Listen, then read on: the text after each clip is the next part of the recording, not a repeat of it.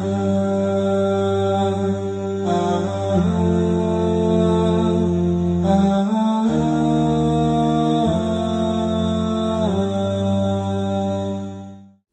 اللہ الرحمن الرحیم۔ قرآن پاک کو انسان اگر بحیثیت ہدایت سمجھ کے جب مطالعہ کرتا ہے تو ان کے تمام مضامین کو سامنے رکھ کر اس نتیجے پر بندہ پہنچتا ہے کہ پورے قرآن پاک کا اجمالی خلاصہ سورۃ الفاتحہ میں، یعنی قرآن پاک میں جتنے بھی بنیادی مضامین اور تعلیمات ہیں اس کو اجمال کے طور پر سورہ فاتحہ میں ذکر کر دیا گیا،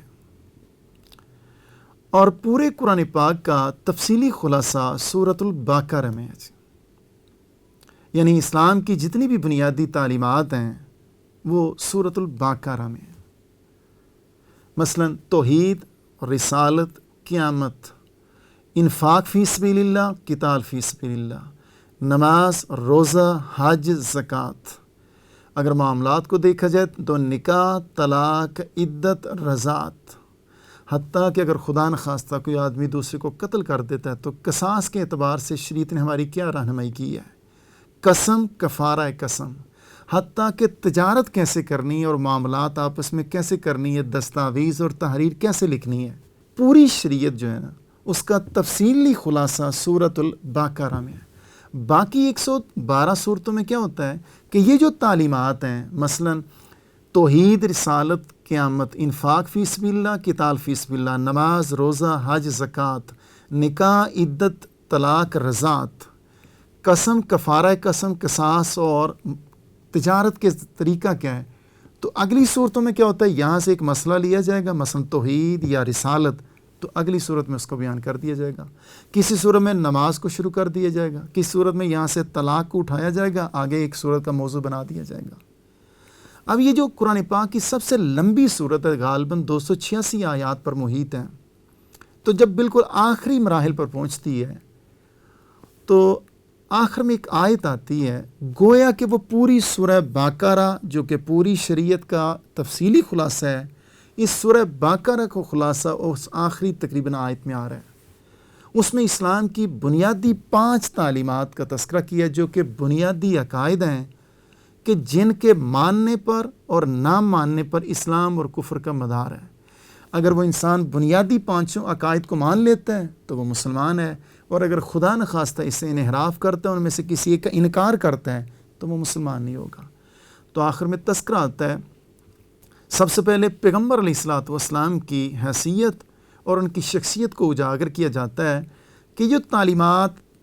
اس سورہ بقرہ میں 286 آیات کے قریب پیش کی گئی ہیں، تو سب سے پہلے آمن الرسول بما انزل الیہ من ربہ والمؤمنون، اللہ کے رسول سب سے پہلے ان آیات، ان تعلیمات پر عمل کرتے ہیں اور اپنے آپ کو اس کے سامنے جھکا دیتے ہیں۔ ایمان والوں کا بھی یہی اخلاق ہے۔ اس کے بعد کہا گیا ان میں سے ہر ایک بندہ اللہ پر ایمان لاتا ہے، رسولوں پر ایمان لاتا ہے، کتابوں پر ایمان لاتا ہے، فرشتوں پر، اور یہ آیت جب ختم ہوتی ہے وَإِلَيْكَ الْمَصِيرُ، اور 5واں عقیدہ قیامت، تو گویا کہ پوری شریعت کی بنیادی تعلیمات، بنیادی عقائد وہ 5 ہوئے جی، توحید، رسالت، قیامت، فرشتوں پر ایمان لانا اور کتابوں پر ایمان لانا۔ اور اس کو اگر مزید دقت نظر سے دیکھا جائے تو گویا کہ اصل 3 عقائد ہیں، توحید، رسالت اور قیامت۔ رسول جب بندہ کسی انسان اور شخصیت کو مان لیتا ہے تو پھر یہ مانتا ہے ان پر وحی آتی ہے کسی فرشتے کے ذریعے، تو بندہ فرشتوں کو پر ایمان لے آتا ہے، اور جب وہ فرشتہ وحی لے کے آتا ہے تو وہ کسی صورت میں ہوگی نا جی، زبور کی شکل میں کسی زمانے میں، یا تورات یا انجیل، اور آج کے زمانے میں قرآن پاک کی شکل میں ہے۔ تو حاصل کیا ہوا، پورے قرآن پاک کا اجمالی خلاصہ تو سورۃ الفاتحہ میں ہے، لیکن پورے قرآن پاک کا تفصیلی خلاصہ پوری شریعت سورہ بقرہ میں بیان کی گئی ہے، اور اس کا خلاصہ بالکل آخری صورت میں آیت میں آیا ہے کہ وہ بنیادی 5 عقائد ہیں جن کے ماننے سے بندہ مسلمان ہو جاتا ہے، ان کے انکار سے نعوذ باللہ بندہ کافر ہو جاتا ہے، اور وہ بنیادی توحید، رسالت، قیامت، فرشتوں پر ایمان اور کتابوں پر ایمان۔